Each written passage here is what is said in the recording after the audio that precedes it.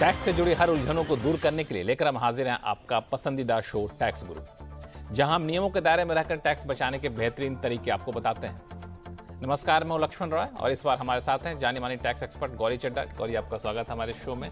और मैं और गौरी आपको कई सारे टैक्स टिप्स देने वाले हैं जो आपको टैक्स बचाने में काफ़ी कारगर साबित होने वाले हैं। मिसाल के तौर पर सबसे पहले आपको बताएंगे कि एचआरए क्लेम करते वक्त किन किन बातों का रखें ख्याल, बेहतर टैक्स प्लानिंग के जरिए कंपाउंडिंग से कैसे कमाएं ज्यादा मुनाफा, और जीएसटी इनपुट टैक्स क्रेडिट मिलने में हो रही देरी, तो इससे बचने का क्या है तरीका।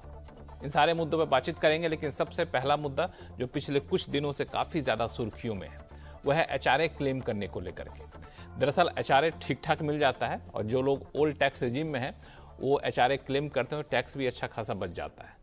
लेकिन कई लोग एचआरए क्लेम करने में अनजाने में गलती कर देते हैं, कई लोग जानबूझकर गलती कर देते हैं। हाल का जो मामला आया था वो ये था कि एचआरए क्लेम करने के लिए फर्जी तरीके से रेंट रसीद लगा दी गई, गलत पैन दे दिया गया। तो ये लोग तो जानबूझ के टैक्स चोरी करना चाहते थे, तो उन पर तो इनकम टैक्स विभाग कार्रवाई करेगा। और वैसे लोग हमारे दर्शक होंगे भी नहीं, मान के चलते हैं, क्योंकि हमारे दर्शक काफ़ी समझदार हैं। लेकिन कई लोग अनजाने में गलतियाँ कर देते हैं, तो उन गलतियों से कैसे बचे, इस पर हम चर्चा करेंगे। सबसे पहले गौरी से। गौरी, ये एचआरए क्लेम करने के लिए कुछ बेसिक चीज़ें क्या क्या हैं जिसका ख्याल रखना चाहिए? देखिए लक्ष्मण, एचआरए की अगर हम बात करें तो बहुत सालों से, लास्ट 5-7 सालों से बहुत ज़्यादा स्ट्रिक्टनेस है, क्योंकि एचआरए और अगर हम डोनेशन की बात करें, ये सबसे ज़्यादा मिसयूज सेक्शंस हैं सैलरीड को लेके। तो एचआरए में जब आप एचआरए क्लेम करने लगते हैं तो बहुत सारी चीज़ों का ध्यान रखना है। सबसे पहले आप एक्चुअल में एचआरए पे करते हो, आपको एचआरए कंपनी से मिलता हो, आपके फॉर्म 16 में भी वो आए तो बहुत अच्छी बात है, वरना आपका मिसमैच आएगा और सरकार आपसे पूछ सकती है कि जो इनकम टैक्स डिपार्टमेंट है आपको नोटिस इशू कर सकता है कि आप इसे कंफर्म कीजिए। उसी के साथ साथ आप जिनको एचआरए यानी कि रेंट दे रहे हैं उनसे आप रेंट एग्रीमेंट बनाइए, उनको आप एक्चुअल में पेमेंट कीजिए, आपके बैंक अकाउंट से वो पेमेंट जानी चाहिए। वो जिनको पेमेंट मिल रही है अपनी रिटर्न में उसको वो दिखाएं और इस पे इनकम टैक्स भरें, तभी जो है आप एचआरए के नोटिस से बच सकते हैं। पिछले कई सालों में बहुत सारी जजमेंट्स हैं एचआरए को लेके, क्योंकि एचआरए बहुत लोग मिसयूज करते हैं। अपने ही ऑफिस में किसी को कोई एक जना होता है, यूजुअली देखा गया है, जो सब बहुत लोगों की रिटर्न भर देता है और उसमें गलतियां हो जाती है। और ये जो अब केस इनकम टैक्स डिपार्टमेंट की नज़र में आया है, इसमें एक ही पैन पे बहुत सारे लोगों ने एचआरए क्लेम किया है। इससे ये समझ आता है कि कोई एक ही व्यक्ति बहुत सारे लोगों की रिटर्न भर रहा था और लोगों ने ध्यान नहीं दिया। लेकिन हम टैक्स गुरु में डेफिनेटली यही बताते हैं कि आप अपनी रिटर्न खुद भरिए, किसी की हेल्प भी ले रहे हैं तो सोच समझ के लीजिए, ऐसे ब्लाइंडली नहीं कि किसी के भी पैन पे टैक्स बचाने के लिए आप एचआरए क्लेम कर दे। जेन्युइन होनी चाहिए। जब तक आप अपनी जेन्युइन रिटर्न भर रहे हैं आपको कोई भी सोचने की जरूरत नहीं है। एक चीज मैं समझना चाह रहा था, चूंकि आपने कहा भी पैन का एग्जांपल दिया, तो कई लोग हालांकि रेंट पे रहते हैं लेकिन बहुत ही कैजुअली लेते हैं इन चीज़ों को, रेंट रसीद लगा देते हैं, कम रकम का होता तो पैन भी नहीं देते हैं। तो ये कितना, इससे बचने का क्या तरीका है? चूँकि अब लोग छानबीन करने में इनकम टैक्स विभाग आ जाएगा तो हो सकता है उस रेंट रसीद की भी छानबीन करे, अपने सही लगाए गलत लगाए। और दूसरा सवाल कि अगर मकान मालिक कई बार पैन देने से बचता है तो उसका कोई तरीका है क्या? देखिए वही बात है कि अगर आपको टीडीएस काटना है, जमा कराना है, मकान मालिक पैन नहीं दे रहा, तो आपने उनके साथ डील ही नहीं करना। सबसे पहली चीज, आप किसी ऐसे व्यक्ति से ही रेंट पे मकान ले जो जेन्युइनली अपनी रिटर्न में उस इनकम को दिखा रहा हो, वरना उनकी वजह से आप ना फंस जाएं।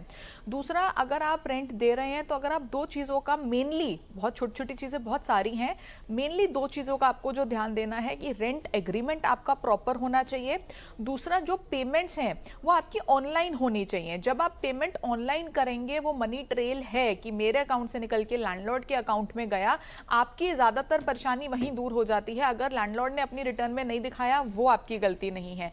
लेकिन कुछ केसेस में जैसे हमने पीछे भी कई सालों में देखा, बहुत ज़्यादा इशू बना जब कोई अपने पेरेंट्स को रेंट दे रहा था। इस पे बहुत सारी जजमेंट्स हैं और जिसमें कोर्ट ने अलाउ भी किया कि आप पेरेंट्स को दे सकते हैं, लेकिन वो ट्रांजैक्शन जेन्युइन होनी चाहिए। और उस पर कई बार पहले भी हम बता चुके हैं, कि जब आप अपने पेरेंट्स को रेंट दे रहे हैं तो एचआरए की सारी कंडीशंस आप अगर फुलफिल करते हैं तो मेक श्योर कि आपके पेरेंट्स अपनी इनकम में इंक्लूड करके उसको अपनी रिटर्न में दिखा रहे हैं। रेंट एग्रीमेंट है, ऑनलाइन ट्रांजैक्शन है, ये सारी चीजें होनी बहुत जरूरी है, क्योंकि मैं फिर बोल रही हूँ एचआरए और आपका जो डोनेशन वाला सेक्शन है, बहुत ज्यादा नजर सरकार की इन दो सेक्शंस पे है, क्योंकि ये सबसे ज्यादा मिसयूज होते हैं। बिल्कुल, तो इसका ख्याल रखिएगा। जैसा कि गौरी ने बताया, तो ये सारी चीज़ें जो है सो वो आपको एचआरए चूँकि काफ़ी अट्रैक्टिव होता है, टैक्स बचाने का एक बेहतर जरिया होता है, तो लोग कई बार झांसे में आ जाते हैं। तो इन सब चीज़ों से बचिए जितना हो सके, और जिस टिप्स को गौरी ने दिया उसका पालन करिए, क्योंकि अगर फंस जाते हैं और ये पता चल जाता है कि अब जानबूझकर ऐसा कर रहे हैं तो फिर मुसीबत में पड़ जाएंगे।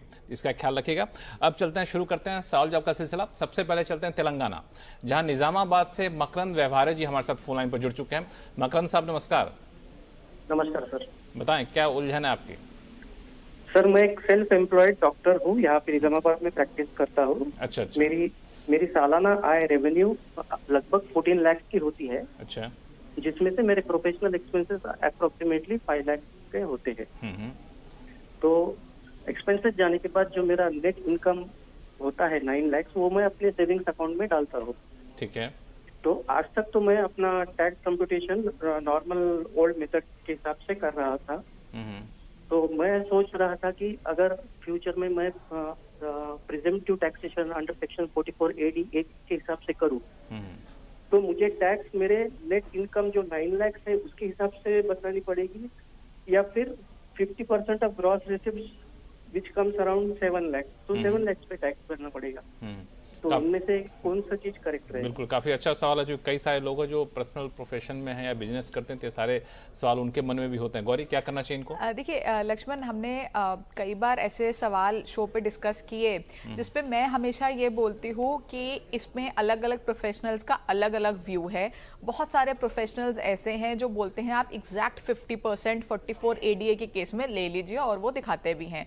पर मैं हमेशा अपना व्यू बताती हूँ, मेरे हिसाब से आपको एक्चुअल दिखाना चाहिए, क्योंकि अगर आप सेक्शन को ध्यान से पढ़ेंगे उसमें ये नहीं कहा कि आप एग्जैक्ट 50 दिखाइए, उसमें ये कहा है कि जो एक्चुअल है या 50% जो भी हायर है वो दिखाइए। तो अगर आप 9 लाख दिखाएंगे तो डेफिनेटली आप बहुत सेफ हैं और आपको कोई भी परेशानी की ज़रूरत नहीं है। एग्जैक्ट 50 अगर आप दिखाएंगे तो हो सकता है आगे चल के दिक्कत हो, लेकिन मैं फिर कहूँगी कि इसमें अगर आप और किसी से बात करेंगे हो सकता है आपको एक अलग व्यू देखने को मिले, क्योंकि सेक्शन 44AD जिसमें हम 6 और 8% लेते हैं, और ADA जिसमें हम 50% लेते हैं प्रोफेशनल्स के केस में, इसमें बहुत सारे प्रोफेशनल्स के अलग अलग व्यू हैं। बट अगर आपको सेफ चलना है, जेन्युइन अपनी रिटर्न भरनी है, आप 9 लाख पे टैक्स भर के, और इसमें आपको भी फायदा है, आप ज्यादा टैक्स देंगे तो आप जो अपना क्रेडिट कार्ड का बिल है, अपनी इन्वेस्टमेंट्स हैं, और ये सारी चीजें भी ज्यादा कर पाएंगे, क्योंकि आपने ज्यादा इनकम शो की है, आप उसको आराम से कर पाएंगे। आपको कहीं भी मिसमैच नहीं आएगा सरकार के एंड से कि आपकी इनकम कम है लेकिन आपकी इन्वेस्टमेंट्स या आपके खर्चे ज्यादा हैं। मुझे लगता है मकरंद साहब को ये, डॉक्टर मकरंद साहब को ये कहना ज्यादा बेहतर हुआ कि आप ये भी देख लीजिए कि आप अभी जो 9 लाख बच रहे हैं, सिर्फ 7 लाख को आप 5 लाख को खर्चे दिखा रहे हैं। तो कुछ ऐसे खर्चे तो नहीं है जिसको आप नहीं दिखा रहे हैं, उसको आप चाहे जेन्युइन खर्चे हो रहे हैं तो आप उसको दिखा सकते हैं। मिसाल के तौर पर पेशेंट आपके यहाँ आ रहा है, उनके लिए आपने कुछ पानी, कोल्ड ड्रिंक, कुछ इस टाइप से व्यवस्था आपने कर रखी है। बिल्कुल, इसमें बहुत सारे खर्चे आप इंक्लूड कर सकते हैं, क्योंकि आप प्रैक्टिसिंग डॉक्टर हैं, तो आपने कोई स्टाफ रखा है, कोई असिस्टेंट है, कोई ड्राइवर है, गाड़ी का पेट्रोल है, फोन का बिल है, बिजली जो आप ऑफिस जहाँ पे ऑपरेट कर रहे हैं वहाँ पे बिजली का बिल है, पानी का बिल है, कोई जो आपके पेशेंट्स आ रहे हैं उनको आप चाय कॉफी कुछ पिला रहे हैं, या कोई आपने इक्विपमेंट खरीदा, कोई दवाइयाँ खरीदी, कोई भी ऐसा खर्चा जो आपके प्रोफेशन से रिलेटेड है वो आप सब क्लेम कर सकते हैं। बिल्कुल, ये आपने बिल्कुल सही कहा कि आपको ये देखना चाहिए कि कोई ऐसा खर्चा तो नहीं है जो आप कहीं मिस कर रहे हैं। मतलब 50% का मतलब ये है कि आप जबरदस्ती 50% तक खर्चे मत ले जाइए। जेन्युइनली अगर 50% तक खर्च हो रहा है तो आप उसको दिखा सकते हैं। मकरंद साहब, कोई कंफ्यूजन तो नहीं है डॉक्टर साहब? नहीं सर, क्लियर सर। चलिए, बहुत बहुत धन्यवाद हमसे संपर्क करने के लिए। अब चलते हैं लुधियाना, पंजाब, जहां से नरेंद्र सिंह साहब हमारे साथ फोन लाइन पर जुड़ चुके हैं। नरेंद्र साहब नमस्कार। नमस्कार सर। कैसे हैं आप? फाइन सर, आप नहीं, कैसे हो सर? हम लोग बहुत अच्छे हैं, बताइए। बहुत अच्छा लगा आप हमें कॉल किए हैं। क्या उलझन है टैक्स गुरु, कैसे आप इस उलझन को दूर करें? मेरा क्वेश्चन ये है भी जैसे एक एम्प्लॉय वॉलंटियर प्रोविडेंट फंड में अप टू 2.5 लाख रुपए कंट्रीब्यूशन कर सकता है इन ईयर।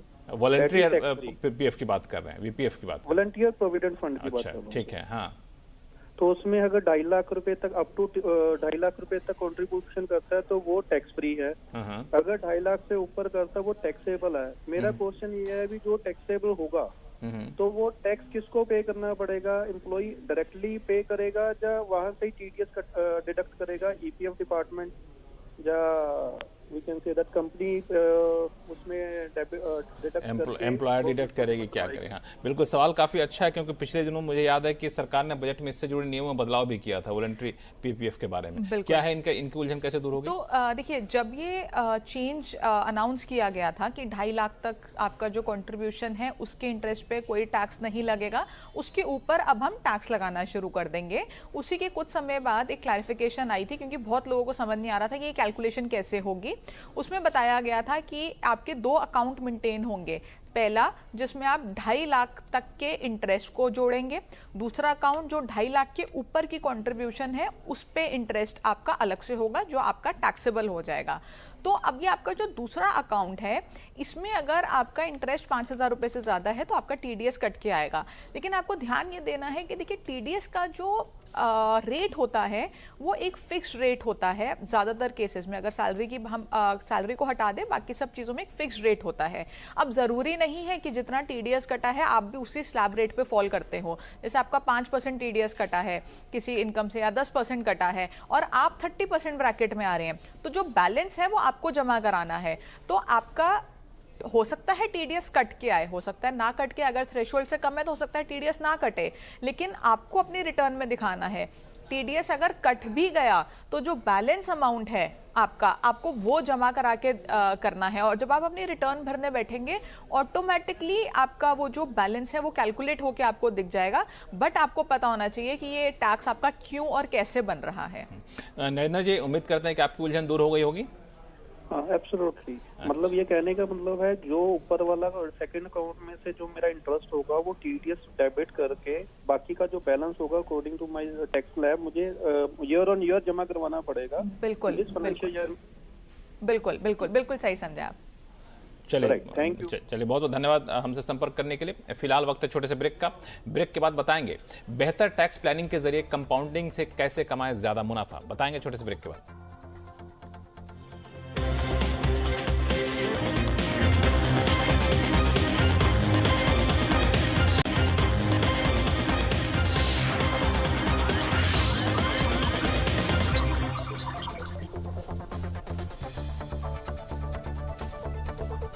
ब्रेक के बाद एक बार फिर से आपका स्वागत है। आप देख रहे हैं टैक्स गुरु, और आपके सवालों का जवाब देने के लिए हमारे साथ हैं जाने मानी टैक्स एक्सपर्ट गौरी चड्ढा। गौरी, लोगों के सवाल ने उससे पहले एक उलझन जो कई सारे टैक्स पेयर्स के मन में होता है और कई बार लोग अनजाने में ध्यान नहीं दे पाते हैं, वह कंपाउंडिंग को लेकर के। कोई एफडी से इंटरेस्ट मिल रहा होता है, किसी को म्यूचुअल फंड से मिल रहा होता है, और वो जो पैसा कई बार कंपाउंडिंग क्वार्टरली होता है, कई बार ईयरली होता है। तो इसका टैक्सेशन से क्या रिश्ता है? क्योंकि कई जगह मैं देखता हूँ टैक्सेशन बचाने का एक बेहतर तरीका माना जाता है। देखिए लक्ष्मण, बहुत कम लोगों को ये पता है कि टैक्सेशन की वजह से आपका जो कंपाउंडिंग है वो बहुत ज़्यादा इफेक्ट हो जाता है लॉन्ग रन में। तो अगर हम सिंप्लिसिटी के लिए 2 इंस्ट्रूमेंट्स को कंपेयर करें, एक एफडी और एक म्यूचुअल फंड्स। जैसे एफडी के केस में आपका हो सकता है जो आपका इंटरेस्ट है वो ऑन ईयरली बेसिस आपको क्रेडिट मिल रहा है। तो अगर आपने 1 लाख रुपए की एफडी कराई है, उस पर आपको 8% अगर ब्याज मिला है, जो कि वैसे काफ़ी ज़्यादा है, बट अगर सीनियर सिटीजन की मैं बात करूं 8% अगर हम ले लें तो उसमें आपको 8,000 का इंटरेस्ट मिला है। अब उस 8,000 पे आपने 30% हो सकता है टैक्स दे दिया, तो अब उसका जो बैलेंस है वो आप उसको इन्वेस्ट करेंगे। तो एफडी में आपको year on year basis tax देना होगा, तो आपका जो री इन्वेस्टमेंट का अमाउंट है वो कम होगा। वहीं अगर हम म्यूचुअल फंड्स की बात करें तो आप जब तक उसको रिडीम नहीं करते, यानी कि नोशनल प्रॉफिट पे कोई भी टैक्स नहीं है, तो जितना आप कमाते रहते हैं म्यूचुअल फंड्स में वो आपका री इन्वेस्ट होता रहता है, और आपको आपके इंटरेस्ट के ऊपर या जो भी उसमें जो प्रॉफिट है उसके ऊपर आपको और प्रॉफिट होता रहता है। तो लॉन्ग रन में जब आप एंड में टैक्स देंगे तो वो टैक्स आपका कम बनेगा rather than in comparison to FD जो आपने हर साल टैक्स दिया है। तो टैक्स को जितना आप डेफर करेंगे उतना ज्यादा आपकी कंपाउंडिंग अच्छा परफॉर्म करेगी और आपका लॉन्ग रन में उतना ज्यादा कॉर्पस आएगा। लेकिन इसमें एक चीज है कि कई बार लोग स्विच नहीं कर पाते हैं। सीनियर सिटीजन का आपने एग्जांपल भी दिया कि हमें सिर्फ कंपाउंडिंग से के लिहाज से म्यूचुअल फंड में शिफ्ट कर जाएं, कहीं और जाएं। तो अगर सिर्फ एफडी कर रहे हैं तो उनके लिए कोई टिप्स टैक्सेशन के लिहाज से? देखिए, अगर कोई सिर्फ एफडी कर रहा है और उनको एफडी ही करनी है तो वो बैंक में एक चीज जाके पूछ सकते हैं जो हार्डली कोई पूछता है कि आपका जो इंटरेस्ट है, यानी कि जो कंपाउंडिंग होगी आपकी, वो कैसे होगी, आपका इंटरेस्ट कैसे क्रेडिट होगा, क्वार्टरली या एनुअली। अच्छा। इसमें मैं आपको एक एग्जांपल बताती हूँ कि अगर आपने 1 लाख रुपए की एफडी कराई है, 8% आपका एनुअली कंपाउंड हो रहा है, तो 1 लाख साल के एंड में बनेगा 1,08,000 और 5 साल के एंड में बनेगा 1,46,932 रुपीज। वहीं अगर हम इस 1 लाख को क्वार्टरली बेसिस पे कंपाउंड करने लग जाएं तो 1 लाख आपका साल के एंड पे बनेगा 1,08,234, जो पहले बना था 1,08,000, तो 234 रुपीज का आपको यहाँ फायदा है। और 5 साल के एंड में ये आपका बनेगा 148,594, यहाँ पे 2,500 तक का आपको फायदा है। ये मैं सिर्फ 1 लाख के एफडी के अमाउंट पे बता रही हूँ। जब आप एफडी का अमाउंट आपका ज्यादा होगा तो डेफिनेटली आपका प्रॉफिट भी उतना ही ज्यादा होता रहेगा। टैक्सेशन के लिहाज से क्या बेहतर है, क्वार्टरली कंपाउंडिंग करना या फिर एनुअली करना? देखिए, जब आप अपना टैक्स फिल करेंगे, टैक्स रिटर्न फाइल करेंगे तो पूरे साल का इंटरेस्ट आपको एक साथ दिखाना होगा। आपका क्वार्टरली में टैक्स ज्यादा बनेगा, लेकिन वो इसलिए बनेगा क्योंकि आपका प्रॉफिट भी ज्यादा है। अगर आप ज्यादा कमा रहे हैं तो ज्यादा टैक्स देना शायद बुरा नहीं लगेगा, लेकिन आपको कंपाउंडिंग के लिहाज से आपको क्वार्टरली रिटर्न देनी है, क्वार्टरली आपका इंटरेस्ट क्रेडिट आपको लेना है।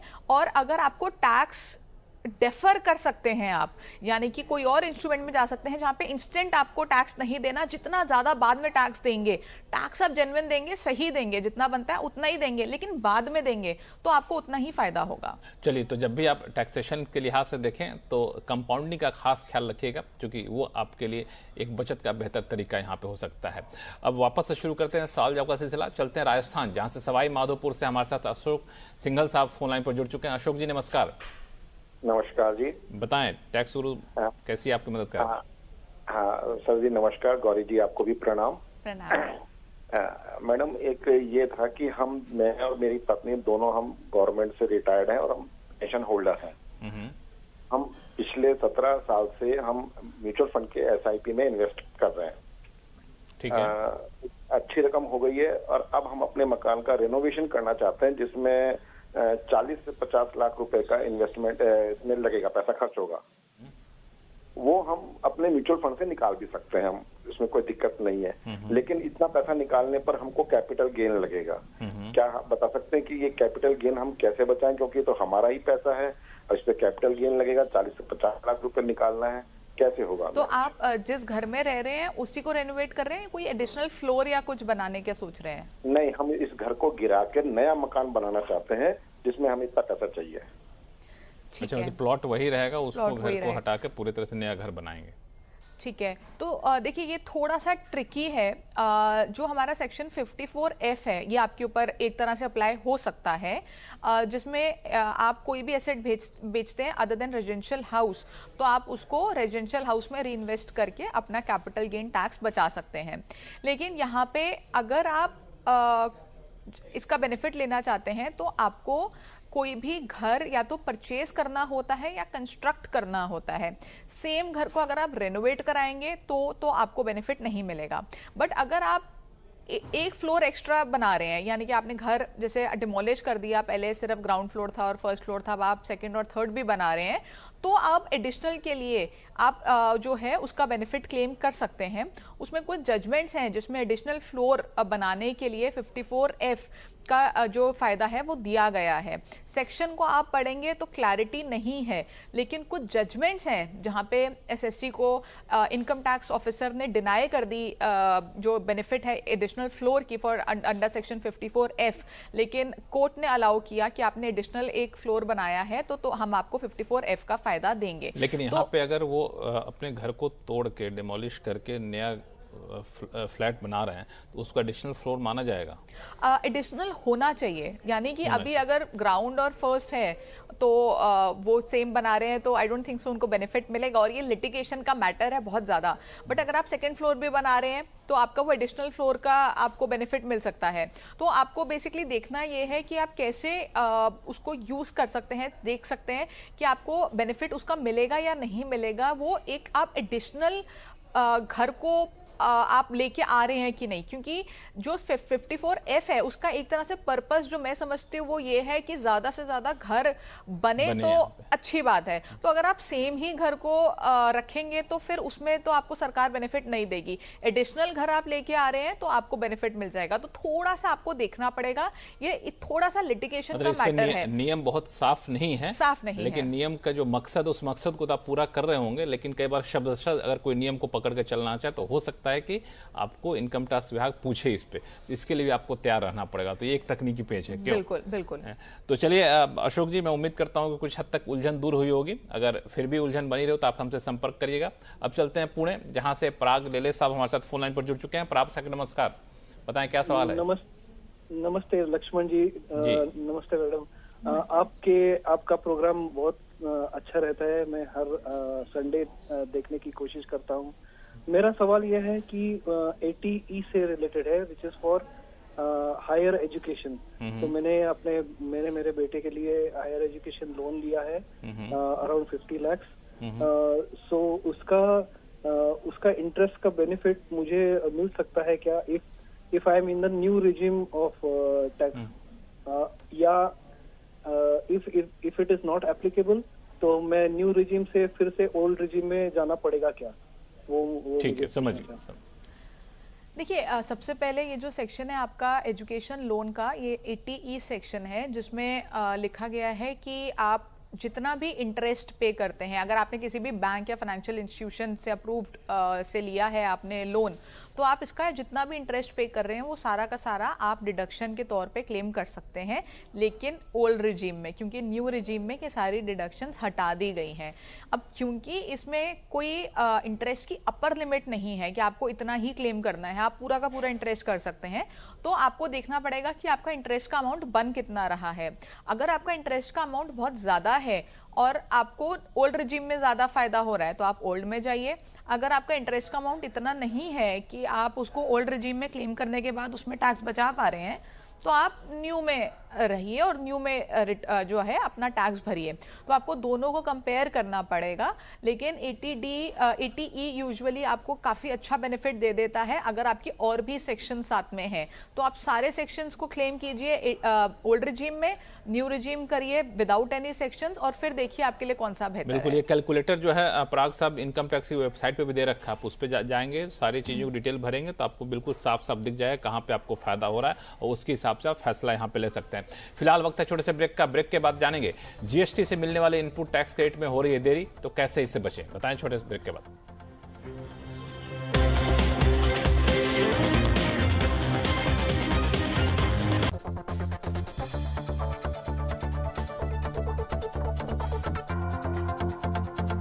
चलते हैं हम सीधे राजस्थान जोधपुर, जहां से जय किशन प्रजापति जी हमारे साथ फोन लाइन पर जुड़ चुके हैं।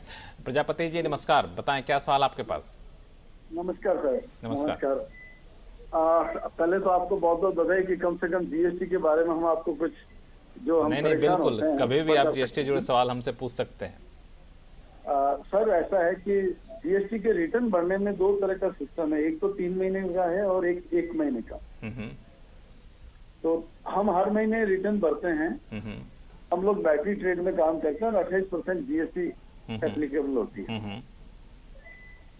कुछ पार्टी जिनसे हम लोग मटेरियल लेते हैं वो लोग 3 महीने में रिटर्न भरते हैं, टैक्स वो हर महीने भरते हैं।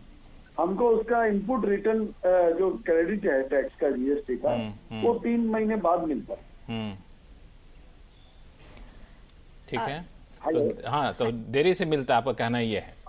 हाँ, हमारा इस चक्कर में क्या होता है, पैसा भी फंस जाता है, हमको डबल टैक्स बचना। कैसे बचें गौरी जी, तो बड़ा संगीन मामला है। नहीं देखिए, इसमें देखने वाली बात यह है कि जो क्वार्टरली रिटर्न भर रहे हैं, जैसे आपने बोला वो हर महीने टैक्स भर रहे हैं, तो वो हर महीने टैक्स भी भर रहे हैं। उसके साथ साथ एक फैसिलिटी है, जब क्वार्टरली रिटर्न लाई गई थी तो एक फैसिलिटी इंट्रोड्यूस की थी IFF, जिसमें आपको मंथली बेसिस में B2B सप्लाईज की डिटेल भरनी होती है। यानी कि जो भी सामान आपके बीच में एक्सचेंज हो रहा है उसकी रिटर्न वो IFF में जाएगा। तो जैसे ही वो IFF में जाएगा और उसकी पेमेंट होगी वो आपके 2B में रिफ्लेक्ट करेगा।